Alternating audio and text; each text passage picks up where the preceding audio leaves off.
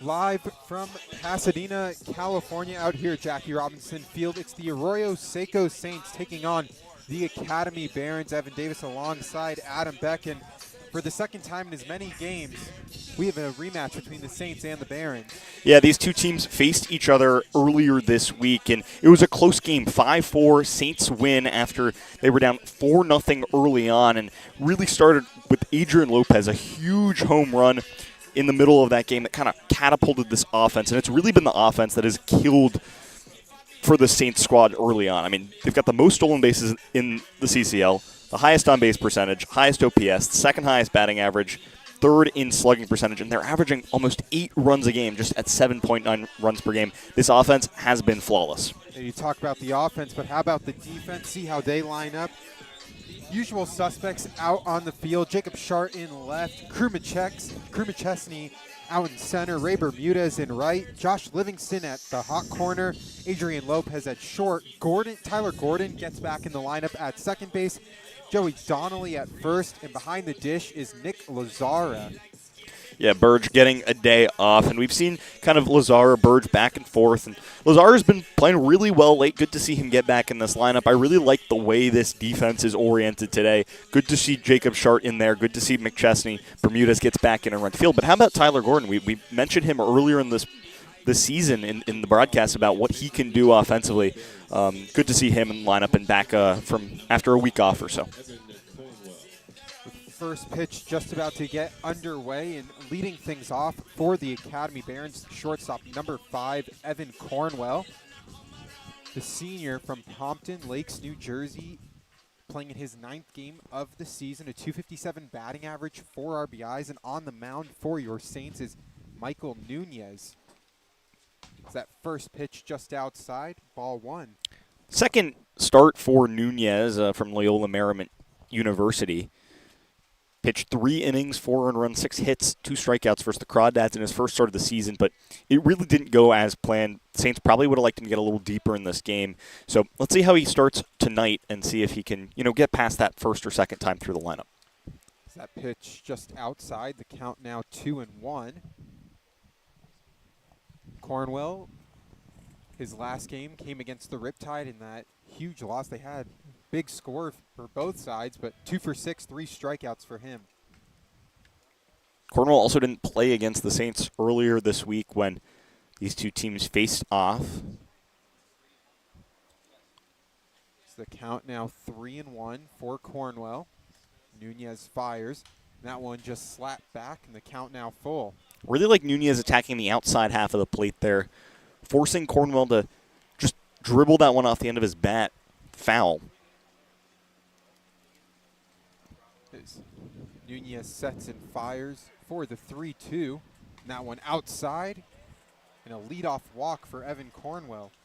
That brings up a dangerous hitter in Zach Freeman, who's coming off a really good game yesterday, 3 for 5, after the 1 for 4 performance on Tuesday against the Saints. Freeman leads this team in batting average. He's tied for second on the Barons in RBIs. Nunez making his 3rd appearance for the Saints. 4 innings pitched, 7 hits. Is that one outside, the count 1-0. From Loyola Marymount University, 21 1/3 innings pitched, 4.22 ERA, 20 strikeouts. It's Cornwell on first. Freeman up at the dish.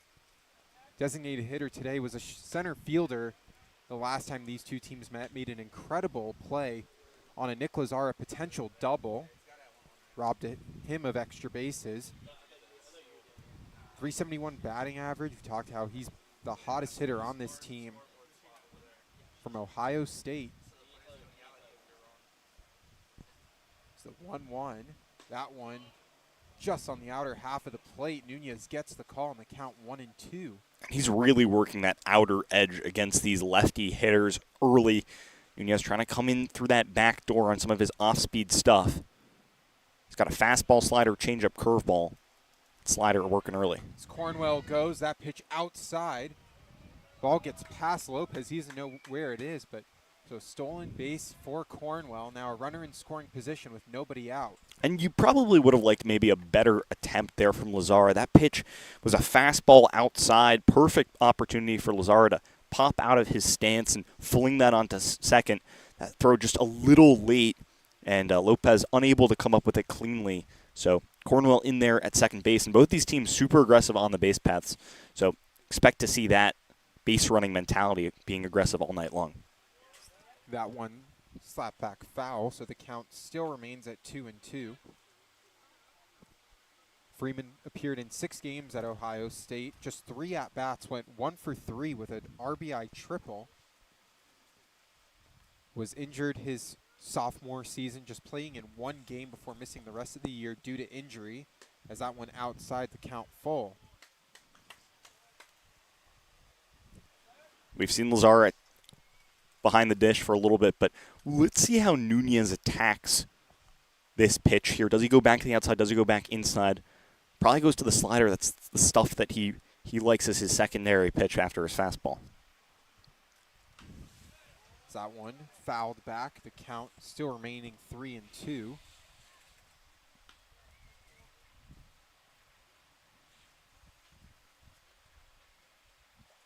Freeman looking to add to his RBI total, already 6 on the year. Has a chance with Evan Cornwell dancing on second. Nunez looks back, fires. That one connected right to Tyler Gordon. And 1 out to start as Cornwell advances to third. And good to see Tyler Gordon get what was more or less a routine ground ball early on. It's good to get him back in the defensive mindset, back into that mentality, just gets an easy one, restores the confidence. He's been out of the lineup for about a week or so. So good to see him make that play over there at second base. Now you got a runner on third, too. So Nunez is going to be looking right at him, the right-handed pitcher. He's going to be able to see third base when he sets to fire. So he's got a little bit of extra things to think about here. That one outside. Start him up 1-0. And that's Dylan Kordick, who will be patrolling first base tonight for the Barons. So it's the second game of the season. Played against the Riptide last night in his debut, 2024 debut in the CCL for the Cal Poly first baseman. Went 0 for 3 with a walk.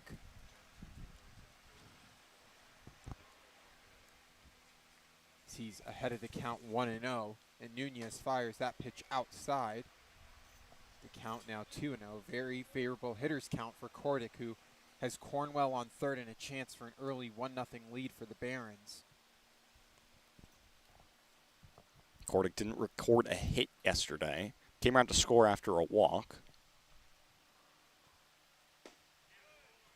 Is that one in there for strike 1? That's a confident pitch right there by Nunez, attacking the zone on the inner half.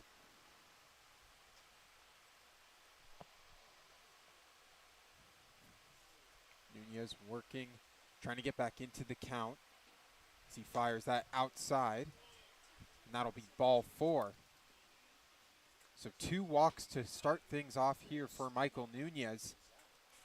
And now stepping up Dylan Lena, who was very active in that last game against the Saints. Numerous ground balls and flyouts to him. Yeah, made some plays at second base. And, you know, this is a guy that has kind of struggled this season, even though you see the 282 batting average. You might not think that. You might think that's okay. He's had like a whatever start to the year. But outside of his 4-hit game where he had 4 doubles, I mean, he's been incredibly quiet. Only 4 games where he's had a hit outside of that. Yeah, currently 0 for his last 11 as first pitch fouled out of play. 282 batting average from Golden West, where he batted .275 in 39 games played. Last game against the Riptide went 0 for 4 with a walk. Had a .403 batting average in those 39 games, as that one is hit right to Ray Bermudez. Easy catch for him, but deep enough to score Cornwell. And the Barons out early, 1-0. Nice job by Dylan Lena doing his job, putting the ball in play, getting a runner across.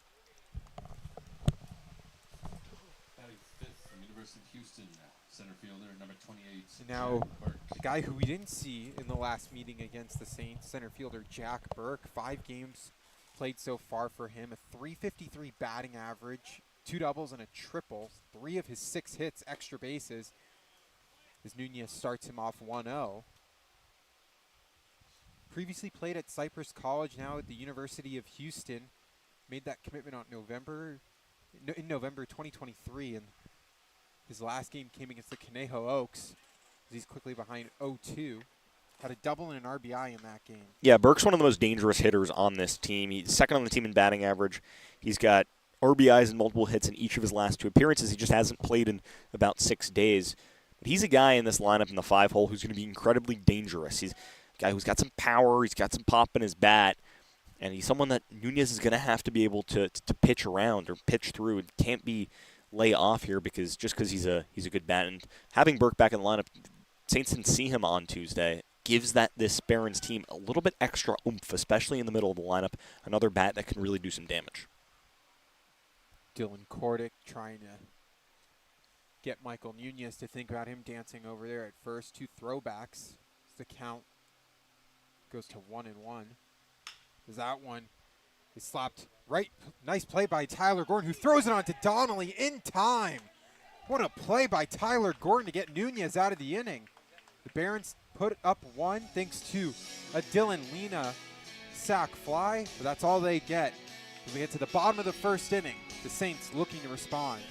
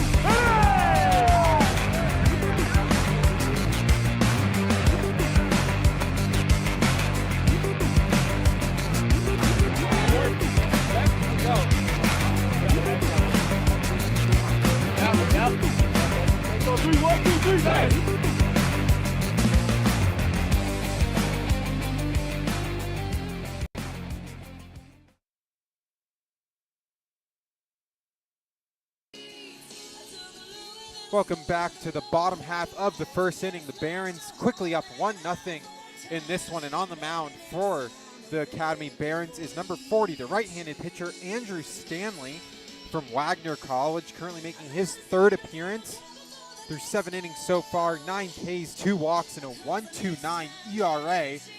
See how he's got the help around him with Colin Taylor at 3rd, Evan Cornwell at short, Dylan Lena at 2nd, Dylan Kordick at 1st, and in the outfield, left to right, Andy Cisneros, Jack Burke, and Deuce Robinson, and manning things behind the plate, Andrew Pyle. I'm really curious how this Barons defense plays today, because yesterday was a tough game against the Riptide. 6 errors yesterday that accounted for 10 runs. Barons lost 16-9 against the Riptide. 6 of those runs were earned. However, the other 10 came off those 6 errors.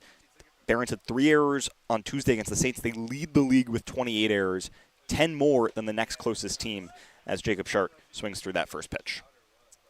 Jacob Shart was named Player of the Week last week. 7 games played so far. For him, a .417 batting average and a .708 slug. As that one right into the glove of Stanley. And nice defensive play by him. So 2 pitches in, the Saints 1 out. And I really love the way that this Saints lineup is constructed today. You got Shart, McChesney, Josh Livingston, Adrian Lopez, Joey Donnelly, Ray Bermudez, Nick Lazara, Peter Worth, Tyler Gordon. But really it's the top 4 guys that I think are put in great spots. Shart leading off, he's been awesome. Has the unfortunate line out there, but you get Crew McChesney here in the 2-hole, and I think he's so much more dangerous when he doesn't have to necessarily focus about getting on base 24/7. The 2-hole, he's got a little bit more time to lay off. That time grounds out to first base, but no Cam Conley today. It's the first time he hasn't been in the lineup. He started every single game for this squad, but I just think this is a really strong top 4 for the Saints squad. 2 outs here, though. Now up, we actually saw last game for Crew McChesney. Swung on the first pitch in the first at bat as well that resulted in an out. But now Josh Livingston, who didn't play in the last game against the Sunrays, made his last appearance against the Barons, 1 for 3 with a walk and a strikeout. And this is a guy batting .261 on the year, just 1 RBI. Yeah, and I think we've expected a little bit more from Josh Livingston. Maybe we were hyping him up a little bit just after that incredible end to the season he had at Wichita State, hitting 4 home runs in the AAC tournament. But he's a guy that just needs to get 1 swing or 1 hit to really rally his momentum. You really feel like it's 1 thing away. He snapped a 4-game hit streak earlier this week, I guess almost last week now, against the Foresters in Santa Barbara. On last Saturday, he went 0 for 5 with 3 strikeouts in that game. And just feel like that was kind of that flip of the switch for him. He kind of needs to get that hit or that moment as that baseball gets put right into the fence. It's stuck in the fence as Caleb Reyes goes to pluck it from there. Ahead of the count 2-1 is Livingston, the rising senior from Prosper, Texas. As that one just outside the count now 3-1. We talked about just an incredible end to the season for Livingston that culminated with 11 home runs and 39 RBIs in 28 games played. He's ahead 3-1 in the count. That one outside of the plate. Count runs full. Stanley with a ground out and a line out for his first 2 outs, trying to go 1-2-3. It's a 3-2. That one.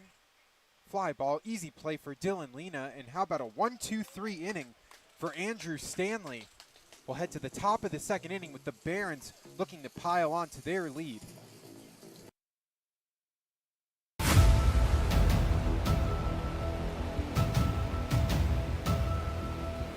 All right, hello and welcome everyone live from Jackie Robinson Field here in Pasadena. Evan Davis joined alongside Adam Beck, and it's the home opener for the Arroyo Seco Saints.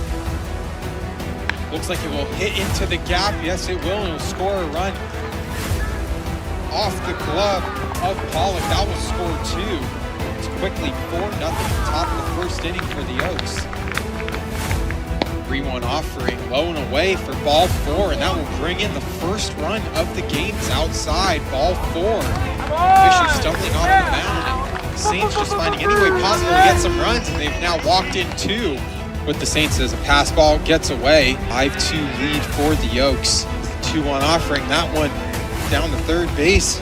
Beltowski will fire that one across. And 1 out now, but the runners advance to now be 5-3. On 1st and 2nd as they connect again. Carrillo did get a great read on that, and it's over his head. Ground rule double, and this game is tied. 1-1 offering is connected on. That's in the left field, and that'll do it. The Saints come back down 5-2, and Peter Worth walks it off. How about a 4 spot by the Oaks to start things off in the 1st inning? And how about a 4 spot in the bottom of the 9th for the Saints to end things? Number 44, Deuce Robinson. Leading off the top of the 2nd inning, the right fielder Deuce Robinson from USC. We talked about he's both a wide receiver and an outfielder, patrolling right field tonight. And we also mentioned in the last game against the Barons, 2023 season, 16 catches for 335 yards and 2 touchdowns, courtesy of Caleb Williams at quarterback. He's a true athlete in right field, and you can tell by his stance, his batting stance, his swing, that he's just got that natural, raw, athletic ability. Does it translate to the baseball field? Yes and no. Sometimes we saw it, especially in that first game against the Saints earlier this week, a couple swings up high, looked kind of awkward, looked kind kind of not necessarily pure and flawless, but I mean, Deuce Robinson's playing some excellent baseball right now, currently on a 6-game hit streak. As that one's chopped right to Josh Livingston, who fires not in time, so it'll be an infield hit to start things off in the second inning for Deuce Robinson. And that's just the speed down the base paths. Make that a 7-game hit streak for Robinson now, an 8-game on-base streak. He's really feeling it at the plate right now, but that's an excellent play by Josh Livingston to even have a chance at that. If you have a guy who's maybe not 6'6" and a two-sport athlete playing at one of the best schools in the country for football, that throw could beat him. But just an excellent play for Livingston to back up down the bag over there at third base, catch that in his glove off the weird hop, and just even have an effort across the diamond. Yeah, keeping what could have been a double into a single as Nunez fires that pitch right into the past Adrian Lopez. So now runners on first and second. Quickly 2-on to start the top.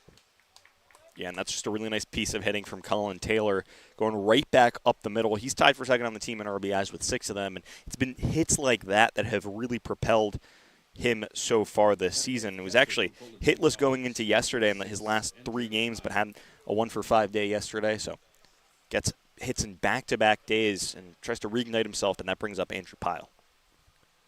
Andrew Pyle was the DH in the last game versus these two teams. Will be the backstop tonight from Fullerton College, playing in his 5th game of the season. Is that one outside for ball 1.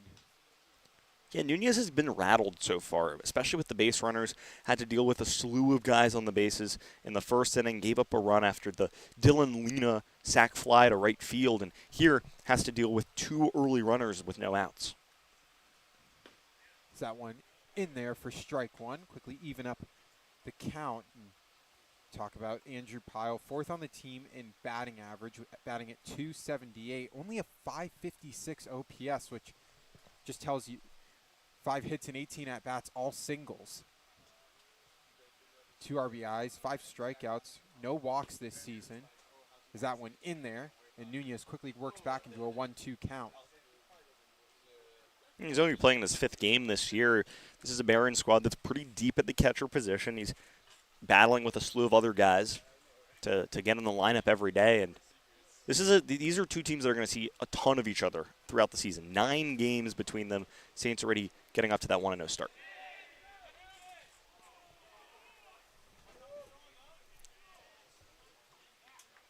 Just a call down to first base there to see if he went on that check swing. Held up, and the count runs even at 2-2. Pyle didn't play in the team's last game against the Riptide. I mentioned his last start coming against the Saints, where he went 1-for-4 with 2 strikeouts. The Saints came back down 4-0 to win 5-4 as the 2-2 outside the count runs full. Nunez trying to record the all-important first out here. Limit as much damage as he can. The Barons up 1-0. Top of the second inning. Runners on first and second. No one out. As the 3-2. That one outside. Bases loaded. And that's Nunez's 3rd walk of the game. Yeah, and he's really struggled to find the strike zone, and it's leading to a lot of pressure on the base paths. We saw this Barons team get off to a hot start in the first game that these 2 teams played against each other this week. I mean, they scored 4 runs in the second inning, and it was based off of walks and poor pitching from Trajan Lee, and then giving up a triple to the 9-hole hitter, and it wasn't Andy Cisneros Jr., it was Raymond Jenkins, but Andy Cisneros Jr. now in the 9-hole with the bases loaded. Big opportunity. Just batting 111 on the season through 5 games. That one's in there for strike 1. Cisneros Jr., 9 strikeouts and 18 at-bats, 4 RBIs, 4 walks, 2 hits on the season, one of them being a double that he connected on against the Conejo Oaks in an 11-8 loss, as that one paints the inside corner, and Nunez quickly ahead 0-2. That's beautiful stuff there from Nunez. That time working inside, back towards the plate on the inner half. Cisneros, no chance with that. Nunez looking for the first out of the top of the second inning. Bases are loaded as the 0-2 swing and a miss, strike 3 call. And Nunez gets a huge first out via the strikeout. Oh, what? They'll call a deflection there, I think, a foul tip. My apologies. What would have been huge. See if Nunez can respond and rally and come back there with the maybe off-speed stuff to try and get that swinging third strike. The 0-2 gets past Lazar, and that'll score a run. So runners advance 90 feet, 2-0. And you can tell that's partially a confidence thing. I mean, you're struggling to find the strike zone. You try and pitch that perfect pitch, and it gets just a tad away from you. And now Nunez, essentially the wild pitch brings home a run. Now you're down 2-0. You got to figure things out here. Have to find the strike zone. Can't allow something like that to happen or load the bases again. So a 1-2 now. So the pass ball scored Deuce Robinson. So 1-2. That one is confirmed swing and a miss on the foul tip. So now it's the all-important first out and Nunez's first K of the afternoon. Goes back to the top of the lineup to Evan Cornwell. And this is a guy that you can try and get that strikeout with. 12 strikeouts already on this year, tied for 5th in the California Collegiate League. This is a guy you have to attack here at the top of the lineup. Cornwell walked in his first at-bat. Stole a base as that one. He's sent right up the middle. Lopez gloved it down. Throw on to third. And that's a pass ball that will now advance Cornwell to second. Interesting how they're going to record that. I wonder if they maybe give an error to Adrian Lopez on the throw to allow the runner to move up from first to second. But it was a really good play by Adrian Lopez to just get to that ball. That ball was beamed right back up the middle. Really impressive job by him to kind of get that step over, keep that ball in play. It saved a run because if that ball gets to the outfield, another run is scoring. But Lopez, we've mentioned the defensive issues throughout this entire season so far. Already 5 errors in 6 games. Might have just picked up another one there. It'd be interesting to see. We'll get some confirmation on how that was scored. So now the lead extends to 3-0. Zach Freeman up. That one outside. The count 1-0. Freeman grounded out to second in his first at-bat. Just an easy play for Tyler Gordon, who finds himself back in the lineup after a few games off. 1 out. It's the 1-0. Swung on and miss. Count now full. Count now even, 1-1.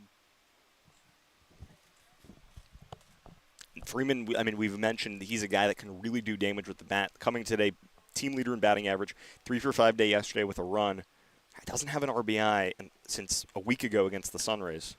As that one gets through Livingston, that'll score at least one. And nice base running from Freeman. Or so we thought, and out at second, so the lead goes to 4-0. As questionable base running, I thought he might have gotten there at second, but a nice tag applied by Lopez. Yeah, really just smart for Shark to get that ball in quick to the cutoff man. Livingston at third base. Normally you'd expect it to be the shortstop, but Livingston able to throw onto second base and, able to apply that tag for the out. That's a huge out now because now you just got to deal with the runner on third base. You don't even have to focus on him if you can get the out at the plate. 2 outs. Barons lead 4-0. Maybe a little bit of deja vu from the last time these two teams met. As Nunez fires that one outside for ball 1. Nunez 1 strikeout, 3 walks through an inning and 2/3. Just trying to get out of this one. That one slapped back and the count now evened up at 1. Dylan Kordick making his Barons debut last game against the Riptide. Went 0 for 3 with a walk. He drew a walk in his first at-bat in this one. It's the 1-1 offering. That one outside. The count now 2-1. Nunez struggling a bit with the hits we saw in his previous 7 innings. 6 hits given up. It's just a lot of singles up the middle, finding holes, kind of similar to their last game. Is that one fouled out of play? The count now 2-2. Nunez just trying to get out of this inning. Yeah, and coming into which is pretty high, above the Saints' average for sure. And he's really struggled to give up those base runners so far. And see how he responds here. Just an out away from getting out of this inning. Is that one down low? The count now runs full, 3-2, with Dylan Lena on deck. Cordic was at Cal Poly St. Louis Obispo this past year, the rising senior. Traditional first baseman. It was a 3-2.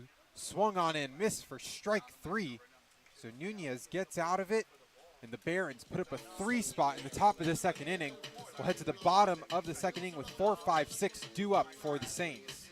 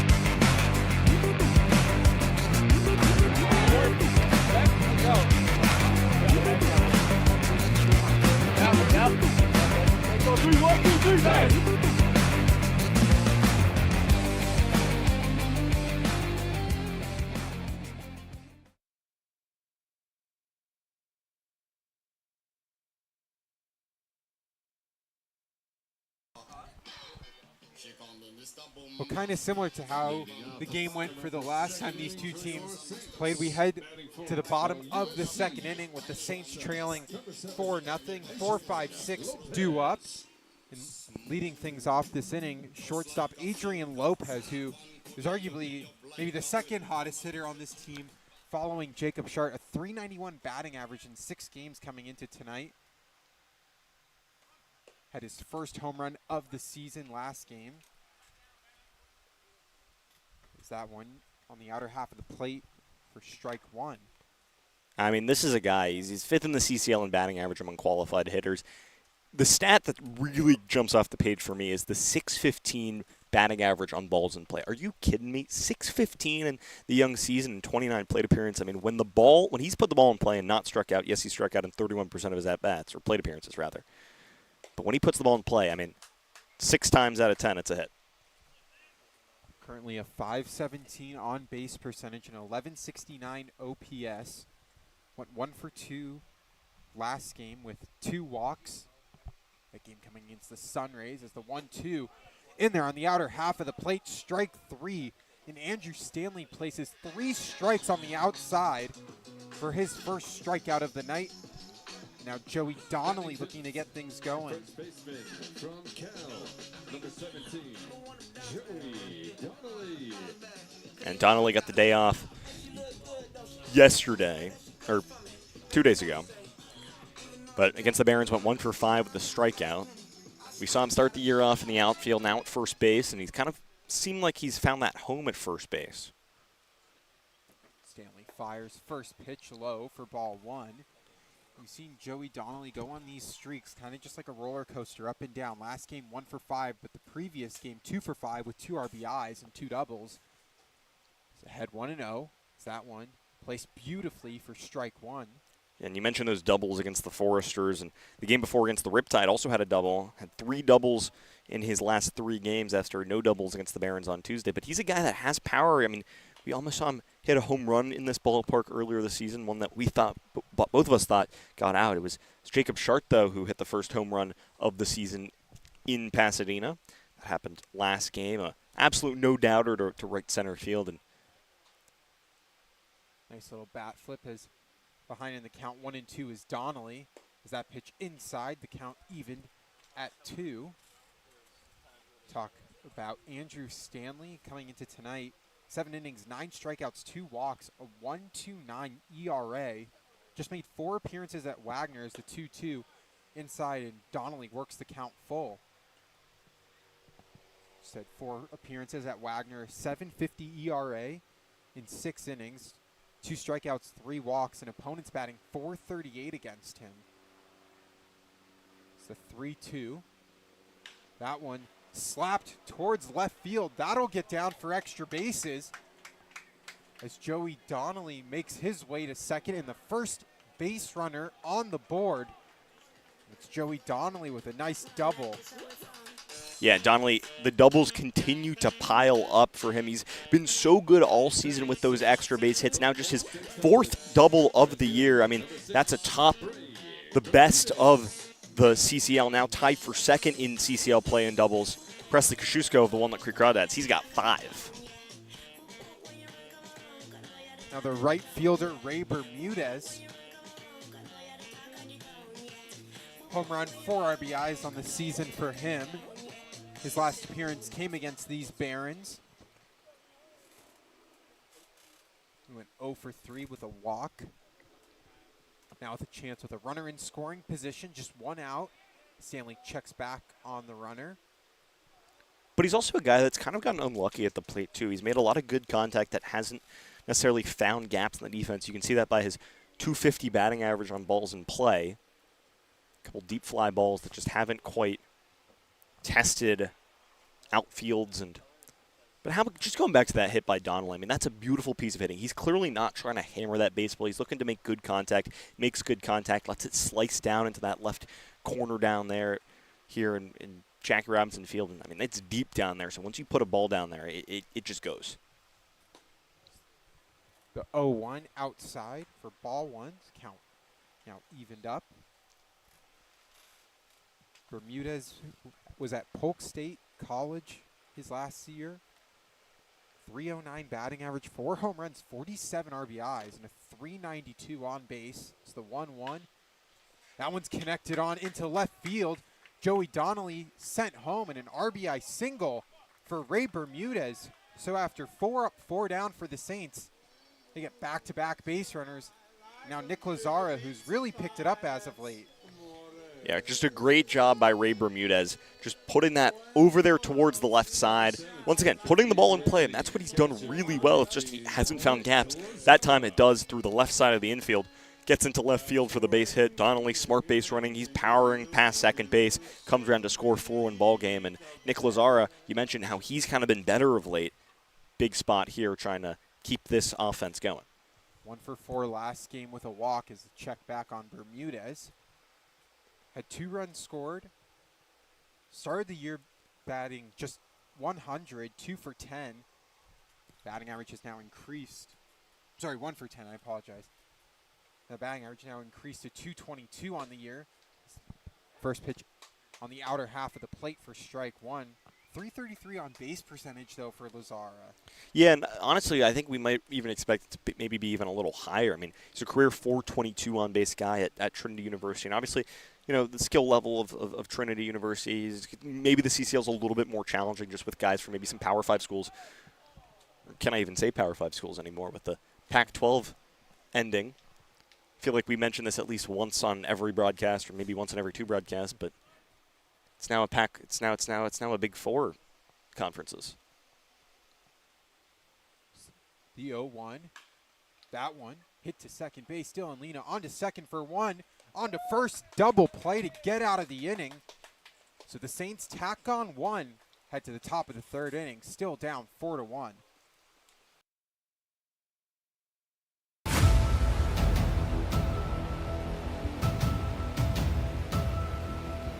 All right, hello and welcome everyone live from Jackie Robinson Field here in Pasadena. Evan Davis joined alongside Adam Beck, and it's the home opener for the Arroyo Seco Saints.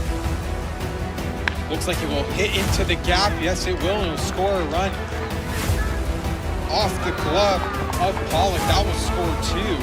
It's quickly 4-0 at the top of the 1st inning for the Oaks. 3-1 offering, low and away for ball 4, and that will bring in the first run of the game. It's outside, ball 4. Fisher stumbling off the mound, and Saints just finding any way possible to get some runs, and they've now walked in 2. with the Saints as a pass ball gets away. 5-2 lead for the Oaks. 2-1 offering, that one down the third base. Beltowski will fire that one across. And 1 out now, but the runners advance to now be 5-3. First and second as they connect again. Rio did get a great read on that, and it's over his head. Ground roll double, and this game is tied. The 1-1 offering is connected on. That's in the left field, and that'll do it. The Saints come back down 5-2, and Peter Wirth walks it off. How about a 4 spot by the Oaks to start things off in the first inning? And how about a 4 spot in the bottom of the ninth for the Saints to end things in the ninth inning? What a game for this Saints.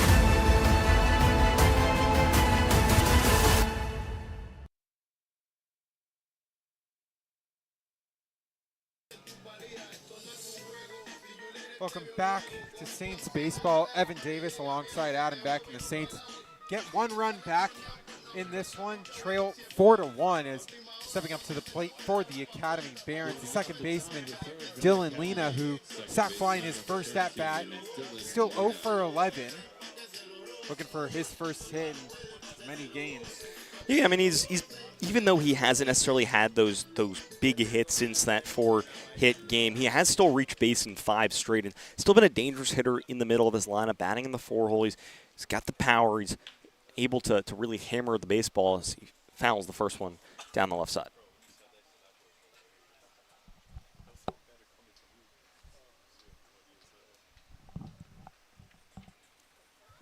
Nunez delivered that first pitch strike.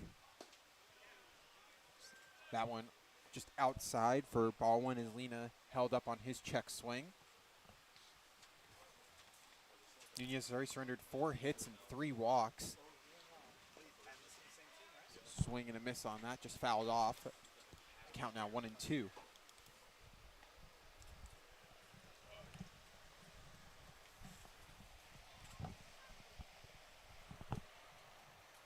1-2 offering to Lena, and that one blasted to center field. McChesney has to go back on it, and it's over his head off the wall. Lena will advance to second. And that ball was so close to getting out.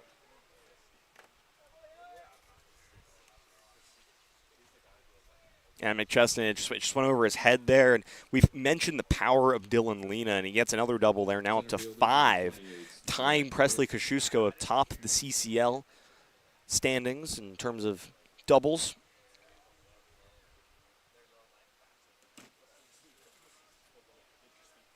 It's the 5th hit surrendered by Michael Nunez.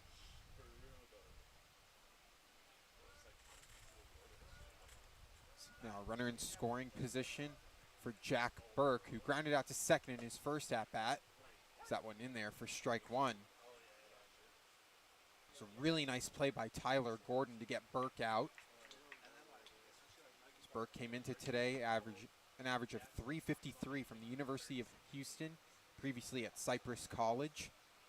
Nunez looks back on Lena, fires. That one will be sent to second baseman Tyler Gordon, who gets under that one to make the catch. So after a double to deep center field, Nunez responds with that all-important first out. Yeah, and that was not a routine play by Tyler Gordon. You know, pop out towards second base, but the sun, you've got to think about the sun here. Sun's just starting to kind of lower over those trees, but it's still high enough where it really impacts the line of sight, especially when with those high fly balls, the ones you really got to track in the air. Gordon trying to finding it, found it just at the last second. Nice play by him. Made it look relatively easy, but that's a tough one. Bring up Deuce Robinson, who had that infield single to third base. A nice play by Livingston to keep it a single. Came around to score on a passed ball. Headed the count 1-0. Came into today with a .250 batting average in 8 games, 4 RBIs. Rocking that USC helmet as that one popped up to the first base side. It's Joey Donnelly under that, and talk about after that double that Nunez gave up, responds with 2 quick outs, bringing up the third baseman Colin Taylor. Yeah, and Taylor, dangerous hitter. We mentioned tied for second on the team in RBIs coming into today with 6 of them. But 11 strikeouts, 7 walks, just batting 156, 156, yeah, in 9 games this year. This is his 10th game of the season. He's a guy that you can attack, but a guy who can definitely power the baseball. Singled in his first at-bat past the diving Adrian Lopez. Came around to score on an RBI single by Evan Cornwell. The runner still remains on second. That's Dylan Lena taking a pretty sizable lead as Nunez fires. Huge swing and a miss from Colin Taylor. See Tyler Gordon trying to keep Lena there at second. Nunez, 2 strikeouts so far, 3 walks, 6 hits through 2 2/3 innings. This is the 0-1. That one just gets low enough for strike 2.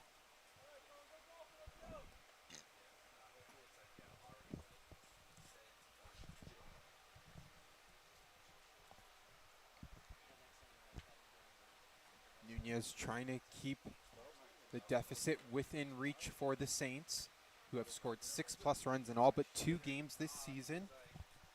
As swing and a miss for strike 3, and Taylor goes down on 3 pitches. Nunez strands the leadoff double at second. The Saints will head to the bottom of the 3rd inning, still trailing 4-1.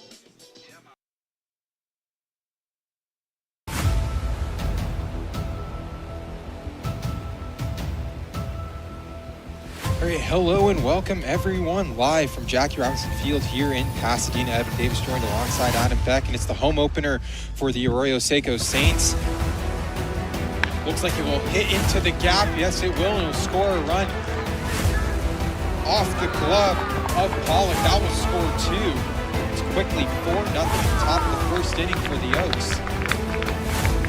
3-1 offering, low and away for ball 4, and that will bring in the first run of the games outside, ball 4. Fisher stumbling off the mound, and the Saints just finding any way possible to get some runs, and they've now walked in 2 with the Saints as a pass ball gets away. 5-2 lead for the Oaks. 2-1 offering, that one down the 3rd base. Beltowski will fire that one across. And 1 out now, but the runners advance to now be 5-3. First and second as they connect again. Carrillo did get a great read on that, and it's over his head. Ground roll double, and this game is tied. The 1-1 offering is connected on. That's in the left field, and that'll do it. The Saints come back down 5-2, and Peter Wirth walks it off. How about a 4 spot by the Oaks to start things off in the 1st inning? And how about a 4 spot in the bottom of the 9th for the Saints to end things in the 9th inning? What a game for the Saints.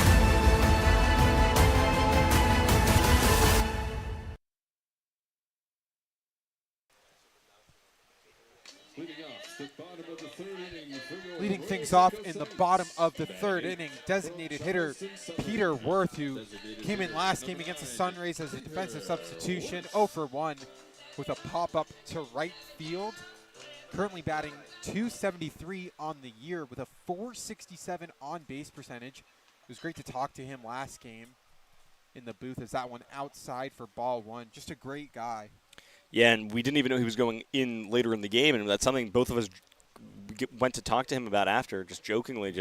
I mean, we wouldn't have kept you for so long. You get ready for your at-bat. Kind of caught him off guard that he was going to be making an appearance. Yeah, he just said, I wish I just had a hit, and then he wouldn't have really cared, but flew out to right field instead.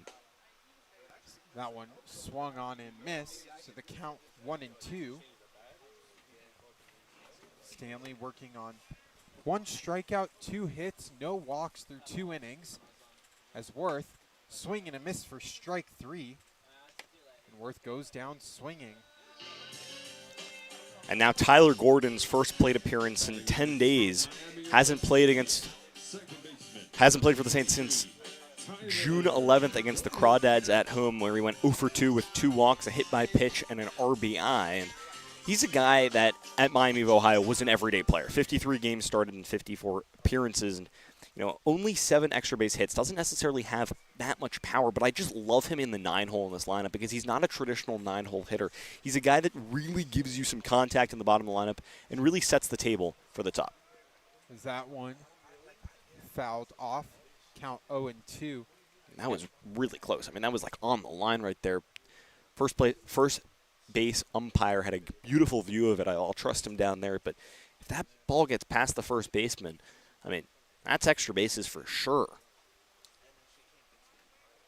He was at Vanguard University in 2023, was the freshman of the year with a .344 batting average. Went to Miami University where he slashed .294, .350, and .360 with 25 RBIs in those 54 games played.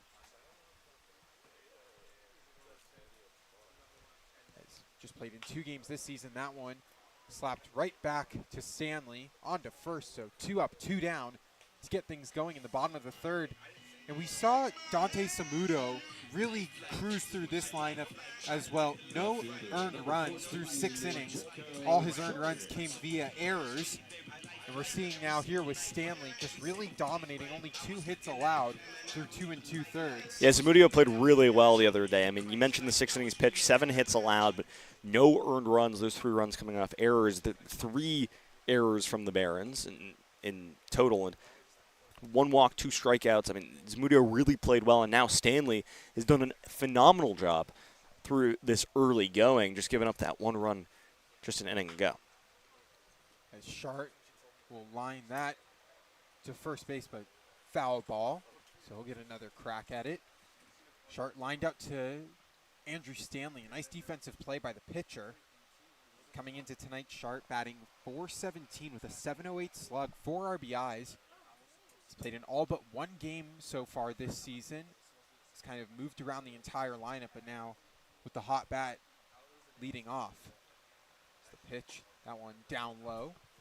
And he's just been so impressive. If you just look at his last 5 games, I mean, slashing .545, .643, .818. He's on a 6-game hit streak with 10 hits in that stretch. Is atop the batting average leaderboard in the CCL among qualified batters. He's just been incredible for the Saints in the early season.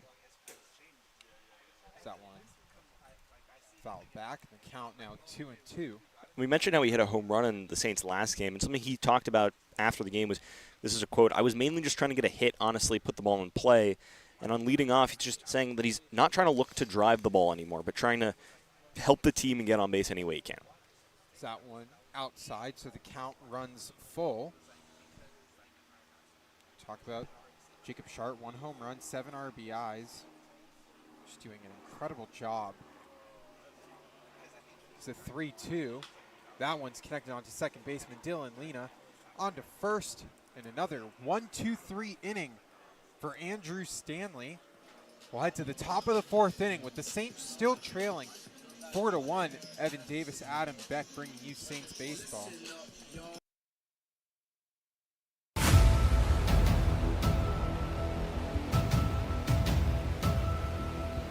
All right, hello and welcome everyone, live from Jackie Robinson Field here in Pasadena. Evan Davis joined alongside Adam Beck, and it's the home opener for the Arroyo Seco Saints.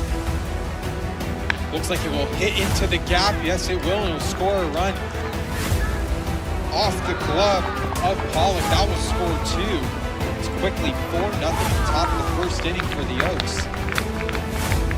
3-1 offering, low and away for ball 4, and that will bring in the first run of the game. It's outside, ball 4. Fisher stumbling off the mound, and the Saints just finding any way possible to get some runs, and they've now walked in 2 with the Saints as a pass ball gets away. 5-2 lead for the Oaks.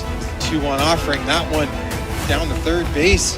Beltowski will fire that one across. And 1 out now, but the runners advance to now be 5-3. First and second as they connect again. Carrillo didn't get a great read on that, and it's over his head. Ground rule double, and this game is tied. The 1-1 offering is connected on. That's in the left field, and that'll do it. The Saints come back down 5-2, and Peter Wirth walks it off. How about a 4 spot by the Oaks to start things off in the 1st inning? And how about a 4 spot in the bottom of the 9th for the Saints to end things in the 9th inning? What a game for the Saints.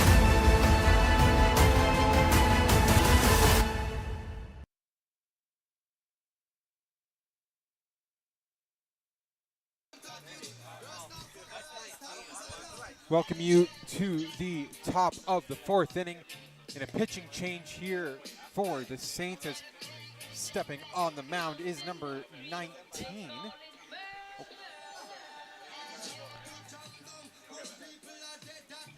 For the Saints, number 19, Elijah Hernandez making another appearance. Leading off the top of the fourth for the Barons. 3 innings pitched so far for him, 3 Ks, 2 walks, a 3 ERA. As Nunez's night is done after 3 innings. 3 strikeouts, 3 walks, 6 hits, 4 runs. As that first pitch, beautiful play by Livingston at third, on to first to Joey Donnelly in time. What a web gem play. Excellent play by Josh Livingston at third. I mean, he's sprawling out on the floor, trying to get that play, gets it in his glove, and from his knees, chucks it across the diamond to first base. Doesn't necessarily have the most power in that arm over there at third, but is able to get the job done. Really, really impressive stuff by Livingston. And we mentioned earlier in this game he couldn't really throw out Deuce Robinson because Robinson was beaming down the line, but that time gets that play to go. His first pitch swinging. Foul ball for Andy Cisneros Jr., who struck out on a foul tip in his first at-bat. Came into today just batting 111 on the season, but with 4 RBIs. Yeah, and I like the Saints going to Hernandez here. You know, Nunez struggling through those first 3 innings and was kind of behind in a lot of counts. Couldn't really locate. Obviously gave up those 4 runs too, and just really tough for him, I think, to get going so far in things today. So good to see the Saints kind of switch things up here with Hernandez. Gets the first 2 outs of the inning. That one belted to Lopez. Quick speed by Cisneros Jr., who quickly 2 up and 2 down for Elijah Hernandez. We'll bring up the top of the order now with Evan Cornwell. And also good to see Adrian Lopez make a nice strong throw over to first base. We've seen him really struggle so far this season defensively. Already 6 errors in 7 games. Picked up an error earlier in this game on a throwing error to third base, but now makes that play. Let's see if he can recenter himself. It's really been something that we've tracked the entire season with Adrian Lopez. Yes, we know he's got the offensive talent. We know he can hammer the baseball, but it's can he stop the strikeouts? Can he play well defensively? So far, those last 2 things have been iffy, but good throw there. Cornwell stepping up for the 3rd time. Walk and stole a base in his first at-bat. Had an RBI single in his second at-bat. Ended up advancing to second on the throwing error from Lopez. Quickly behind 0-2. Last game against the Riptide, 2 for 6 with a double, 3 strikeouts. As Hernandez trying to work a 1-2-3. A pitch down low for ball 1. Cornwell was originally at Delaware. He's transferring to Post University from there. That happened. He played at Delaware in 2021.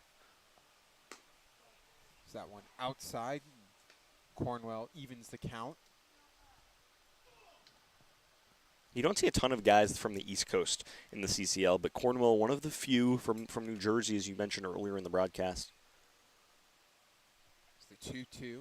That one just slapped foul, so count will remain the same. Saints came back from down 4-0 the last time these 2 teams met. Dominated the Sunrays in their last game 11-4. It's the 2-2. Down low, the count now runs full. So Cornwell now working this into a hitter's count after being down quickly 0-2. He's still got 12 strikeouts on the year, one of the top 10 in the CCL coming into this game. So expect Hernandez to be aggressive here. Cornwell walked in his first at-bat. It's a 3-2. That one belted to first baseman Joey Donnelly, who flips that one onto Hernandez in a 1-2-3 inning for the Saints. We'll head to the bottom of the 4th inning with the Saints still trailing by 3. Evan Davis, Adam Beck, Saints baseball coming back.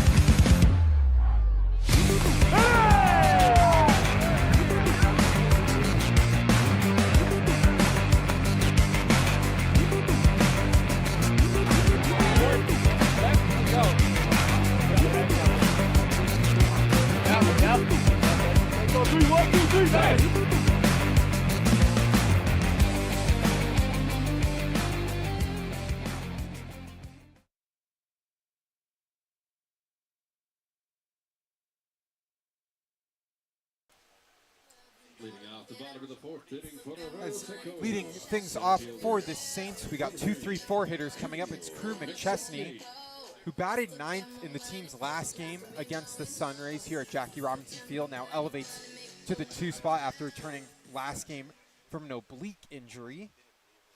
Ground out to first on the first pitch he saw from Andrew Stanley, who's currently still on the mound. So that pitch down low for ball 1.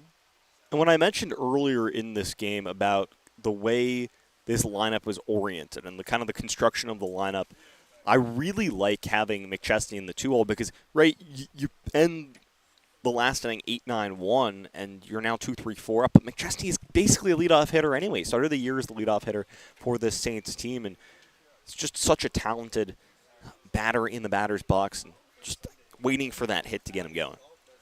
Currently working with a .391 on-base percentage.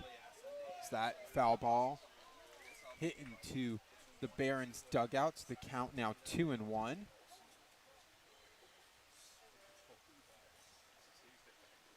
Stanley just allowing 2 hits so far through 3 innings. That one outside. Has yet to issue a walk in this game. 2 strikeouts, 1 earned run. Started off with that Joey Donnelly double. And then Ray Bermudez bringing him home as McChesney fouls that one off, so the count runs full. McChesney in his last game, 1 for 3 with a walk. In a small sample size at BYU, led the team in batting average, slugging, and OBP. The .340, .547, .478 slash line. There's the 3-2 from Stanley. That one in there, and strike 3. McChesney was ready to throw his bat to walk to first, and Stanley gets him looking. I mean, Stanley's dealing right now, inside, outside, really locating those pitches incredibly well. That time going inside on McChesney. McChesney thought it was low and in, but just nibbled at the corner, and it brings up Josh Livingston here in the 3-hole, who last time he was up flew out to second base. He's already made a few really nice plays over there at third. As that first pitch down low. Pitch on the fly out to second base to Dylan Lena. Last game came against these Barons, 1 for 3 with a walk and a strikeout. Had the day off in their last game against the Sunrays as a swing and a miss there. The count 1-1.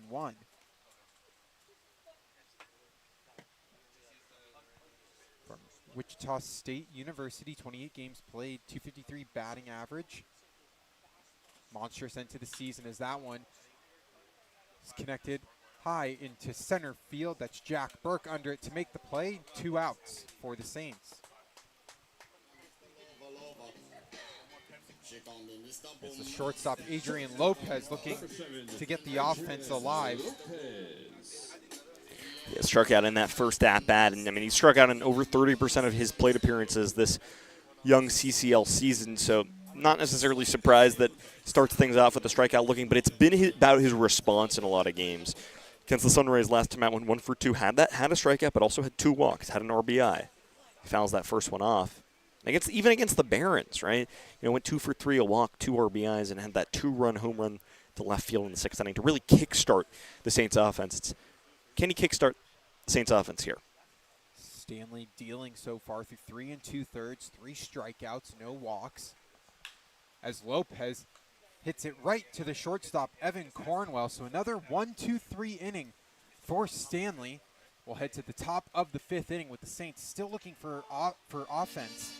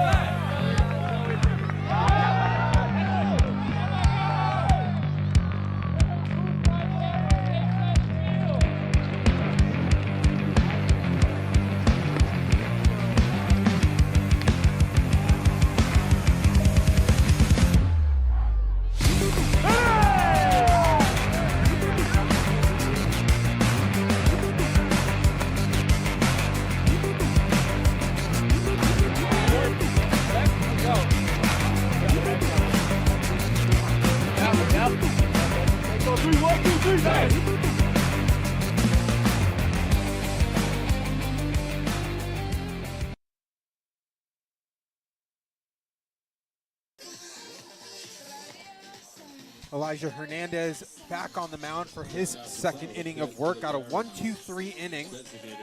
The first clean inning of the game so far for the Saints, as leading things off is the designated hitter for tonight, Zach Freeman, who's 1 for 2, had a single to right, RBI single to right field, was tagged out, trying to advance to second as he fouls back to first pitch he sees in his third at-bat.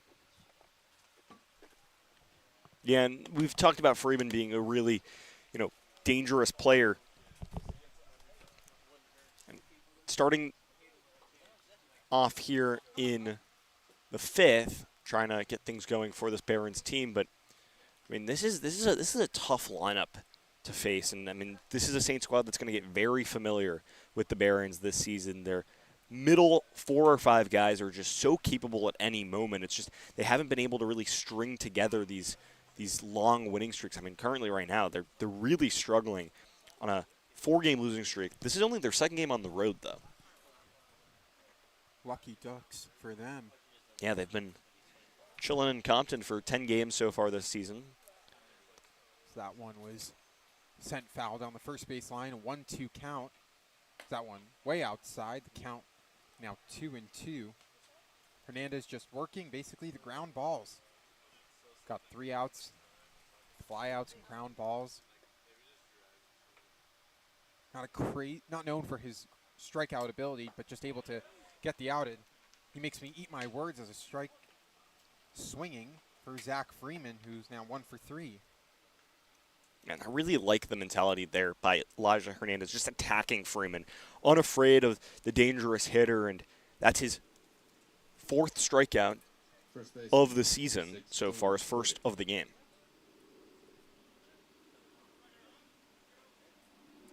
Dylan Kordick now steps into the box for the 3rd time. 0 for 1 with a strikeout swinging his last at-bat. Reached base on that walk. That was the second time he's reached base this season after the walk yesterday. Just his second appearance of the CCL campaign. I mean, he's still got guys trickling in even this late into June. It's just kind of the way that summer ball is. Quickly behind 0-2. Hernandez so far 4 up, 4 down. Through an inning in the 3rd. Saints struggling to find that offensive gear as Andrew Stanley has just been dealing. It's the 0-2 count. That one way down low. And 1-2.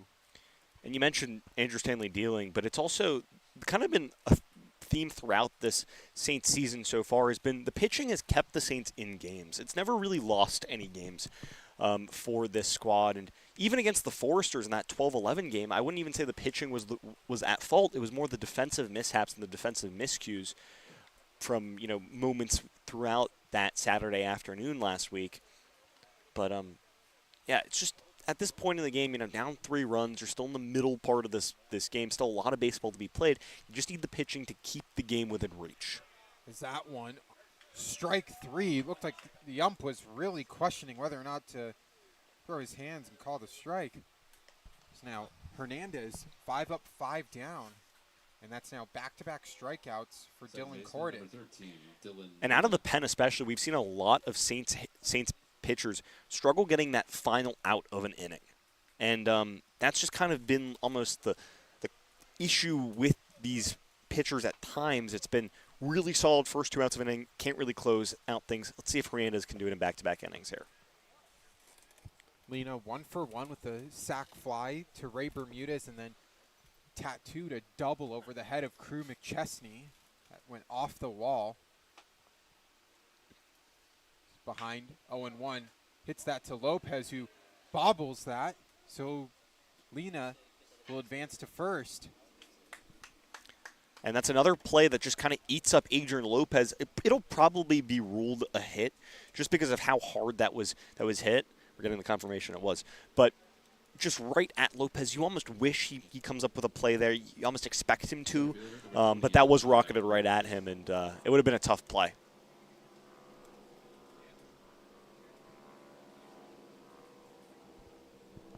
So Now stepping up the center fielder, Jack Burke. 0 for 2 with a ground out and a pop-up, both into the glove of Tyler Gordon, the second baseman. Coming into tonight, Burke, .353 batting average in 5 games, 6 hits, 3 for extra bases. Is that one outside 2-0? And we mentioned struggling to get that final out of an inning. You give up the hard hit single right at Adrian Lopez, and now down 2-0 in the count to Jack Burke, who's arguably one of the most dangerous hitters on this team. Hernandez gets a strike on that.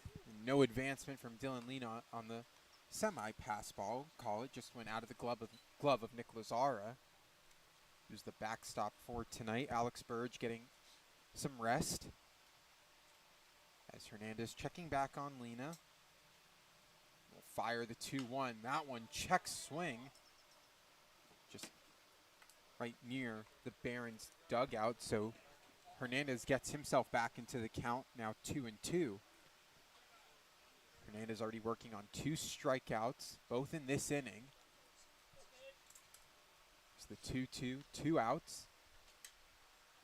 That one just outside, the count runs full. Yeah, and he went to the breaking ball there. Tried to go off speed, and just outside. But that was a really good pitch, and I think that's a confident pitch there from Hernandez, trying to spin that baseball in there for a strike. It's the 3-2. That one popped up, sent foul. Almost hit us. Yeah, just a little bit over to the left of us. But, yeah, it's really tough to see those foul balls that come up in the air right behind home plate, because we've got the canopy that kind of blocks our view of, like, the upper echelons. They'll do it again, 3-2. That pitch outside. So after 2 quick outs via the strikeout, Hernandez has now allowed the next 2 batters, as Jack Burke is on base for the first time. Bring up the right fielder, Deuce Robinson. 1 for 2 with that infield single and a pop-up. And Robinson's a guy who just hit his first extra base hit of the season yesterday against the Riptide. It was a triple. And this would be another big moment for Robinson here, especially, once again, extending innings. And the Barons have done that excellently today. They've really been smart at the dish. They've extended at-bats. They've gotten into deep counts. They've walked the bases. And it's put pressure on the Saints defense. And here with, after 2 outs, nobody on, and now 2 outs, 2 on with a dangerous hitter here in the 6 hole in the lineup. This is a must get out here if you want to have a chance at staying around in this game. Right now, the deficit at 3 for Arroyo Seco. Hernandez checks back on the runner at second, and that one just down low, 1-0. Saints just trying to get out of this inning, keep the deficit at 3, top of the 5th inning. Deuce Robinson, the multi-sport athlete at USC, slaps one right off Hernandez. Livingston will just hold that one. So another infield hit for Deuce Robinson. Now the base is full for Colin Taylor. And that's one that Hernandez will fill tomorrow as we get a little meeting in the middle. But, yeah, smart play by Josh Livingston to not throw that over to first base, because Deuce Robinson has way too much speed down there. It looks like, he's getting off the line of scrimmage down there. But, Livingston's still a really nice job to barehand that, pick that ball up, settle things down. Hernandez is going to definitely wake up with a little bruise tomorrow, but keeping runs off the scoreboard, just had to take that one off the back, maybe the side of the ribs. But I'll get a couple warm-ups to just make sure everything's okay. Scary moment, though, for sure, as Robinson hammered that right off Hernandez. Looks fine in his warm-up pitches, and he'll stay on the mound. And now Colin Taylor, the third baseman with the bases loaded, 1 for 2. Single to short and scored on an RBI single by Evan Cornwell, and then struck out swinging in his last at-bat. But a prime opportunity, 6 RBIs on the season, came in today batting 156. From Lake Balboa, California. It was at Los Angeles Valley City College. Already in his 3rd at-bat in the 5th inning. As Hernandez in a tough spot. The first pitch swung on and missed for strike one. Yeah, that's a big first strike, especially with the bases loaded. You don't want to be behind the count. You don't want to have to try and throw strikes. You want to get ahead and then, really attack these batters. And so a huge first pitch strike, just gunning it down Main Street. Hernandez fired the 0-1. That one fouled back, so the count now quickly 0-2. Saints mentioned the offense has never been an issue really for this team to start the year. Currently 6-2 on the season with 6+ runs in 6 of those 8 games. And when they win, they put up a ton of runs. As the 0-2, that one swung on and missed, a huge strike 3 for Elijah Hernandez. Gets all 3 of his outs via the strikeout. We'll head to the bottom of the 5th inning with the Saints still down 3. 3 runners left.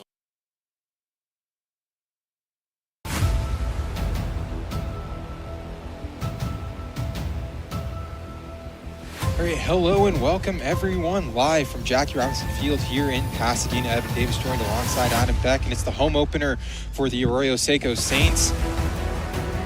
Looks like it will hit into the gap. Yes, it will, and it will score a run off the glove of Pollock. That will score 2.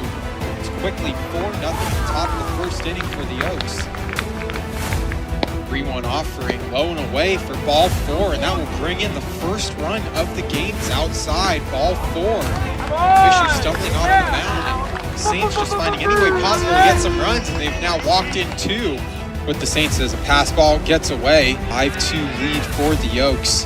2-1 offering, that one down the third base. Beltowski will fire that one across. And 1 out now, but the runners advance to now be 5-3. First and second as they connect again. Rio did get a great read on that, and it's over his head. Ground roll double, and this game is tied. The 1-1 offering is connected on. That's in the left field, and that'll do it. The Saints come back down 5-2, and Peter Wirth walks it off. How about a 4 spot by the Oaks to start things off in the first inning? And how about a 4 spot in the bottom of the 9th for the Saints to end things in the 9th inning? What a game for this Saints.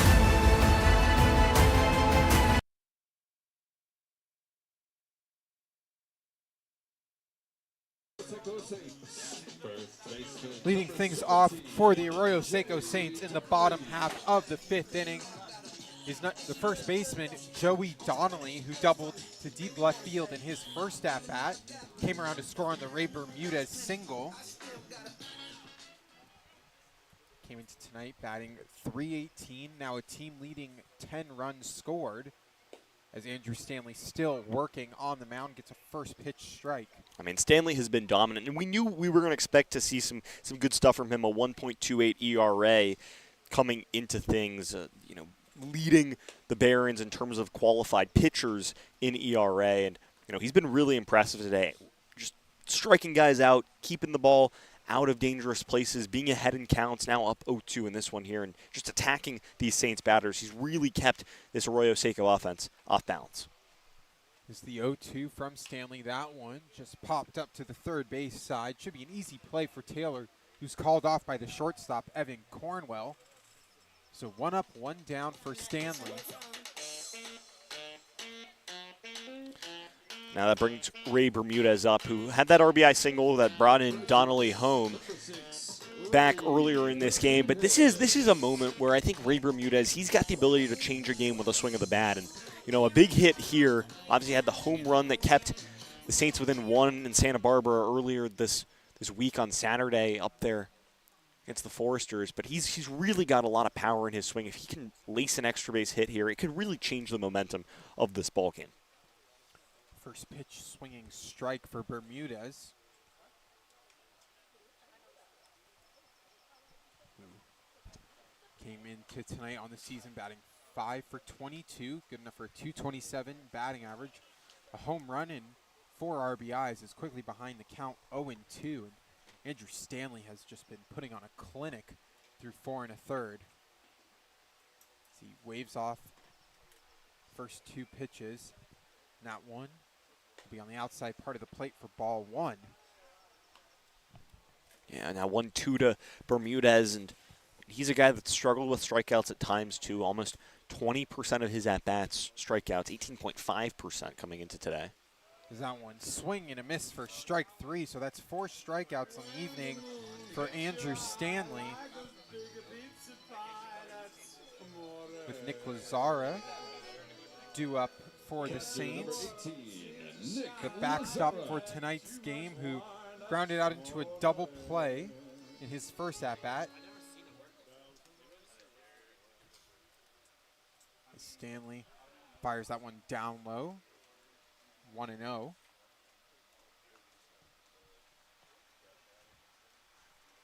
Lazaro was batting 100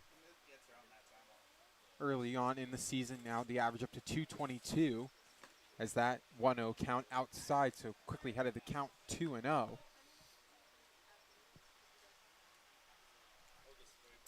Zara just 1 RBI on the season. Is that one in there for strike one?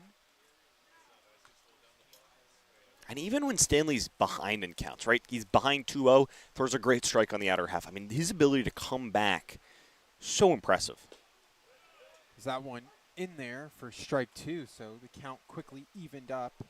And you can just feel the confidence on the bump for him. I mean, every single time he's throwing that, he's shaking off pitches, he's getting into his windup. Is that one fouled back, so the count remains 2-2. Saints just 1 run so far in this game, as we repeatedly say how Andrew Stanley's dealing just 2 hits through 4 2/3 innings, the 1 extra base hit and the single from Donnelly. But since then he's been excellent. Is that one swing and a miss for strike 3, and Stanley now working on 5 strikeouts through 5 innings. Another 1-2-3 inning for the right-handed pitcher. We head to the top of the 6th inning. The score remains the same, 4-1.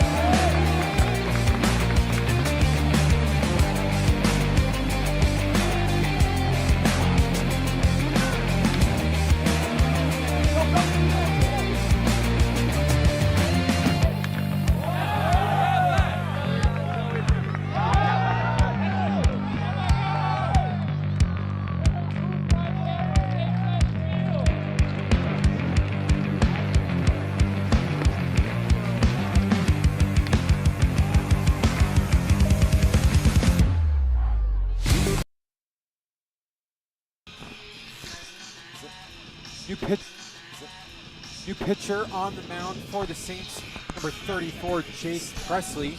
And joining us now in the broadcast booth is Cam Conley, designated hitter, but in his last game against the Sunrays, getting that first start at second base. So I guess the first question we got to ask is, how's the arm feeling?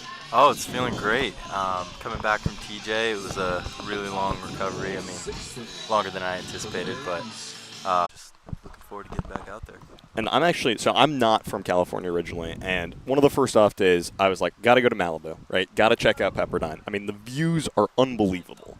I mean, is that kind of what sold you on the school, or was obviously the opportunity to play baseball in Southern California, awesome, but come on, I mean, like, those views are unreal. Oh yeah, no, I mean, views. I mean, they definitely helped. Definitely, like, really attractive, part of the school. But I loved how Pepperdine was a faith-based school, and I'm really big on my faith, and that was kind of